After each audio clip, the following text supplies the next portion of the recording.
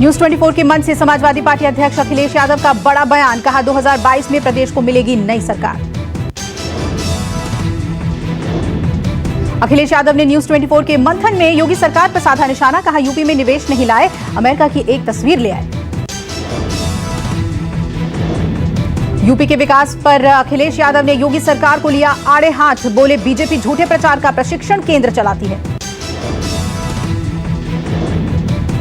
Samajwadi party का झगड़ा सुलझने के आसार, न्यूज 24 के मंथन में बोले अखिलेश यादव, सम्मान के साथ चुनाव में चाचा को साथ लाने की करेंगे कोशिश।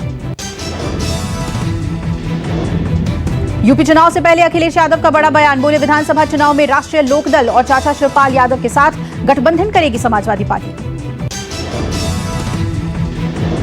न्यूज 24 के मंच पर अखिलेश यादव को लेकर फिर दिखा चाचा शिवपाल यादव ने बड़ा बयान दिया, कहा अखिलेश ही सीएम बने, हम पीछे रहकर साथ काम करने के लिए हैं तैयार।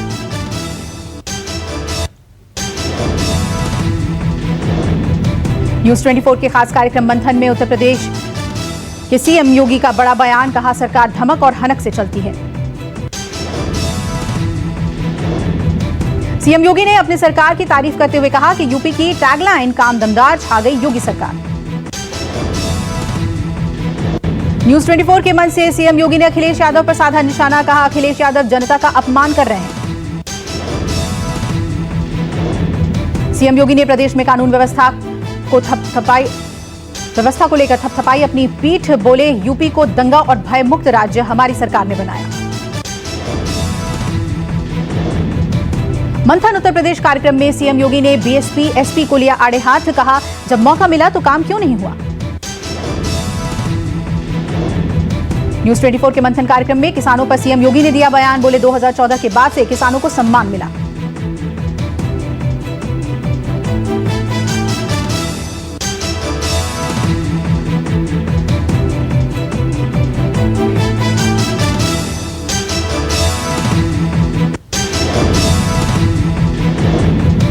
न्यूज 24 के खास कार्यक्रम मंथन उत्तर प्रदेश में किसान नेता राकेश टिकैत ने केंद्र सरकार पर साधा निशाना, कहा देश के किसानों को बर्बाद किया जा रहा है। मंथन के मन से राकेश टिकैत ने यह भी साफ कर दिया कि जब तक कानून वापस नहीं हो जाते तब तक आंदोलन जारी रहेगा। न्यूज 24 के मंथन कार्यक्रम में राकेश टिकैत का बड़ा कबूलनामा, कहा हम राजनीति कर रहे हैं, चुनाव का मौसम है, राजनीति की बात तो होगी। राकेश टिकैत ने मंथन के मंच से बीजेपी पर साधा निशाना, कहा बीजेपी गुंडागर्दी के दम पर जीत रही है। न्यूज 24 के खास कार्यक्रम मंथन उत्तर प्रदेश में टिकैत का बड़ा दावा, बोले यूपी में बीजेपी 140 से ज्यादा सीट नहीं जीतेगी। राकेश टिकैत ने केंद्र सरकार पर हमला बोला, कहा कि देश में सरकारी संस्थाएं बेची जा रही हैं, साथ ही साफ किया कि चुनाव नहीं लड़ूंगा। न्यूज 24 कार्यक्रम मंथन में बोले केंद्रीय राज्य मंत्री संजीव बालियान, कहा सरकार किसानों से बात करने के लिए तैयार है। मंथन के मंच से संजीव बालियान ने किसानों को बात करने का दिया न्योता, साथ ही किसानों को खालिस्तानी कहे जाने पर ऐतराज भी जताया। केंद्रीय राज्य मंत्री संजीव बालियान ने किसानों के मुद्दे पर कहा कि किसानों के साथ नाइंसाफी हो रही है। एक्सक्लूसिव बातचीत में बालियान ने कहा कि गन्ने पर एमएसपी बढ़नी चाहिए, साथ ये भी कहा कि हरियाणा और पंजाब के बराबर यूपी में भी गन्ने का रेट हो। मंथन कार्यक्रम में बीएसपी महासचिव सतीश चंद्र मिश्रा ने योगी सरकार पर साधा निशाना, कहा प्रबुद्ध सम्मेलन के जरिए अयोध्या में बीजेपी को एक्सपोज करने गया था। साथ ही कहा कि सतीश चंद्र मिश्रा ने बीजेपी को आड़े हाथों लिया और कहा कि अयोध्या में कोई भी काम नहीं हुआ है। बीएसपी महासचिव सतीश चंद्र मिश्रा ने दावा किया कि अब की बार यूपी में उनकी पार्टी बहुमत से सरकार बनाएगी। राजनीति के सबसे बड़े मंच मंथन से असदुद्दीन ओवैसी ने योगी सरकार पर साधा निशाना, बोले योगी राज में 37% मुस्लिमों का एनकाउंटर हुआ।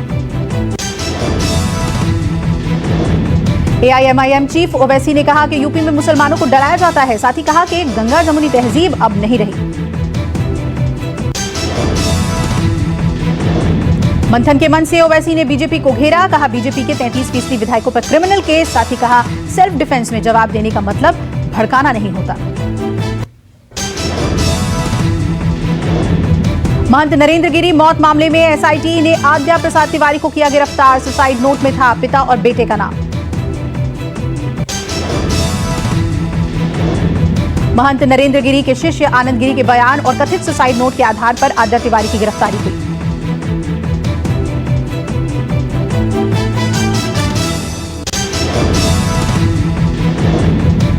आज कोर्ट में तीनों आरोपियों को पेश किया जाएगा। एसआईटी आरोपियों की रिमांड लेने के लिए कोर्ट में अर्जी देगी। इस मामले में जांच के लिए 18 सदस्य एसआईटी टीम का गठन किया गया है, जो नरेंद्र गिरी केस की जांच कर रहा है। आज सुबह 8 बजे होगा महंत नरेंद्र गिरी का पोस्टमार्टम। 5 डॉक्टर्स की टीम करेगी पोस्टमार्टम। पोस्टमार्टम की वीडियोग्राफी भी होगी। पोस्टमार्टम के बाद करीब 12 बजे मठ में दी जाएगी भू समाधि।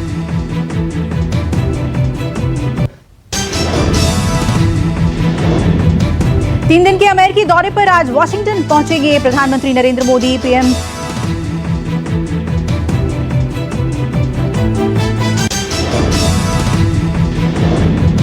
प्रधानमंत्री 23 सितंबर को सुबह अमेरिका की टॉप कंपनियों के सीईओ से करेंगे मुलाकात। इसमें एप्पल के सीईओ टिम कुक भी शामिल हैं। इस दौरान पीएम मोदी के 23 सितंबर को अमेरिकी उपराष्ट्रपति कमला हैरिस से भी मुलाकात का कार्यक्रम है।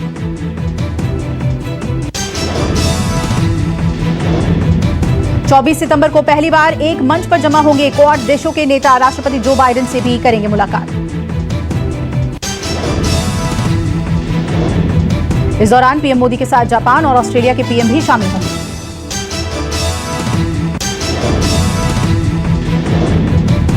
अमेरिकी दौरे के आखिरी दिन पीएम मोदी संयुक्त राष्ट्र महासभा को संबोधित करेंगे और 26 सितंबर को भारत लौटेंगे।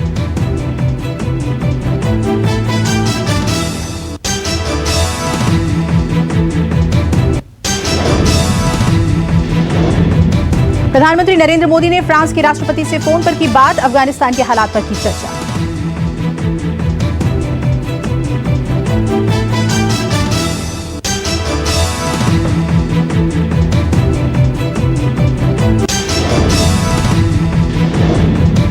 असदुद्दीन ओवैसी के बंगले पर हुई तोड़फोड़ के मामले में पुलिस ने 5 लोगों को हिरासत में लिया। सभी से पूछताछ कर रही है पुलिस।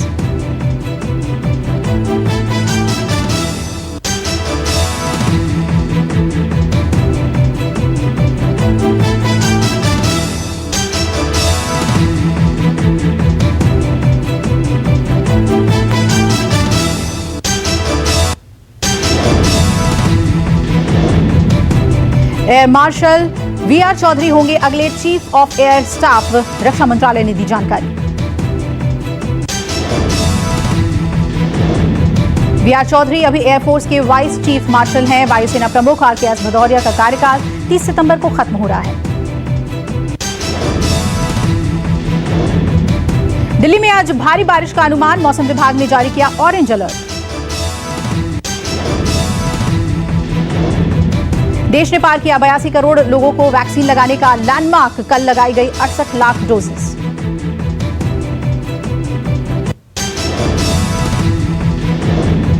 सीबीएसई का बड़ा ऐलान। कोरोना की वजह से माता पिता खोने वाले छात्रों को एग्जामिनेशन और रजिस्ट्रेशन फीस नहीं देनी होगी।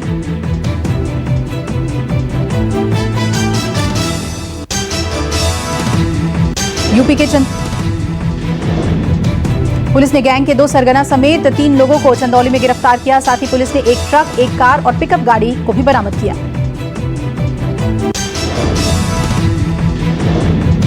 सर्विलांस और अलीनगर पुलिस की संयुक्त कार्रवाई में 398 पेटी प्रतिबंधित कफ सिरप को बरामद कर लिया गया। प्रतिबंधित कफ सिरप को पूर्वोत्तर भारत में नशे के तौर पर इस्तेमाल किया जाता है। आरोपी बंगाल के रास्ते बांग्लादेश जा रहे थे।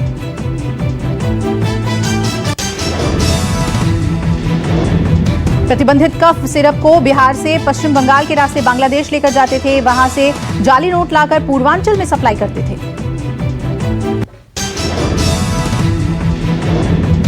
कानपुर में एक व्यापारी से 2.5 करोड़ रुपए की ठगी का मामला सामने आया है। पुलिस ने बरेली से ठगी करने वाले गैंग के एक सदस्य को गिरफ्तार किया। 25 अगस्त को बरेली के फरीदपुर थाने की पुलिस ने साइबर ठगी करने वाले नाइजीरियन को गिरफ्तार किया। गिरफ्तारी के वक्त आरोपी के पास न तो वीजा था और न ही पासपोर्ट। आरोपी ने साइबर ठगी का गैंग चलाने की बात कबूली। पुलिस की गिरफ्त में आया गैंग का सदस्य जो जरदोजी के व्यापार की आड़ में साइबर ठगी के धंधे को अंजाम दे रहा था।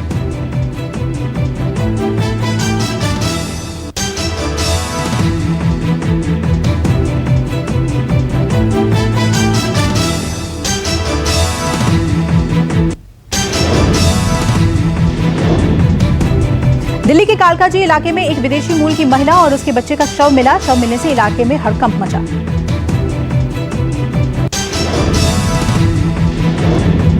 बताया जा रहा है कि महिला उज्बेकिस्तान मूल की निवासी थी। कुछ ही दिन पहले महिला ने किराए पर एक फ्लैट लिया था।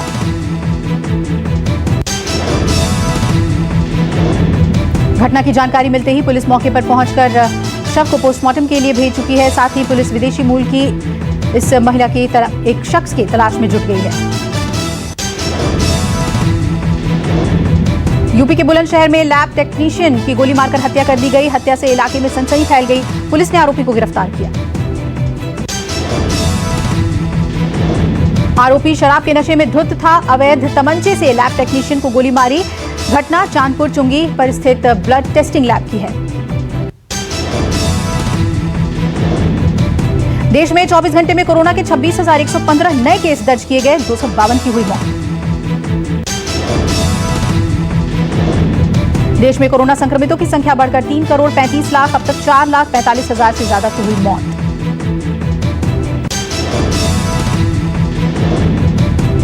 दिल्ली में कोरोना के 24 घंटे में 39 नए मामले सामने आए। 24 घंटे में कोरोना से एक भी मरीज की मौत नहीं। महाराष्ट्र में 24 घंटे में कोरोना के 3,131 नए केस दर्ज किए गए। वहीं कोरोना से 70 लोगों की गई जान।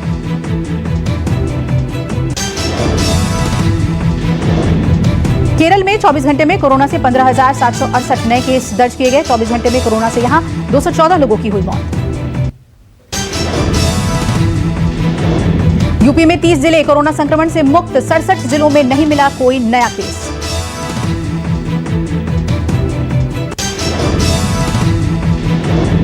असम में 24 घंटे में कोविड-19 के 441 नए मामले सामने आए। 6 की हुई मौत।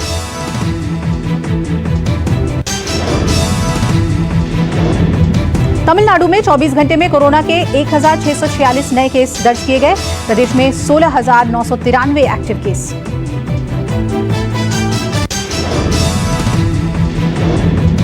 आंध्र प्रदेश में कोरोना के 1,179 नए केस आए। कोरोना से 11 लोगों की हुई मौत।